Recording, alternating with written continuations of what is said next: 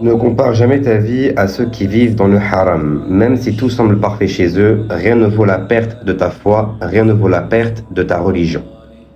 On pense malheureusement pour beaucoup d'entre nous, en voyant des gens autour de nous réussir dans le haram, que peut-être que toi, l'effort que tu fais à rester dans ce que Allah a rendu halal, il est entre guillemets inutile. Au-delà du fait que bien évidemment tu le fais pour obéir à Allah, il y a aussi le fait de comprendre que celui pour qui Allah veut du bien, il l'éprouve. Et ça, c'est le messager, alayhi salatu wassalam, qui nous le dit.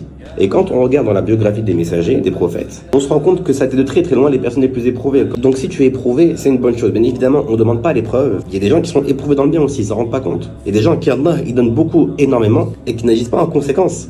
Et retenez une chose, le messager alayhi salatu wassalam nous a dit, lorsque tu vois un serviteur désobéir à Allah et Allah lui donne encore, donc des gens qui sont dans le haram le plus complet, et Allah leur accorde encore de bienfaits, sache que c'est un piège. Le jour où Allah va les reprendre, il leur reprendra tout. Sans même forcément parler de ce qui se passe le jour du jugement, vous le voyez déjà auprès de même des célébrités qui avaient soi-disant tout ici-bas et pour qui d'un coup il y a eu des divorces, il y en a qui ont sombré dans la drogue, il y en a qui se sont suicidés, etc., etc. Ne compare pas ta vie avec ce qui se passe ailleurs. Et sache qu'à partir du moment où tu es dans l'obéissance envers Allah, c'est toi qui as tout gagné.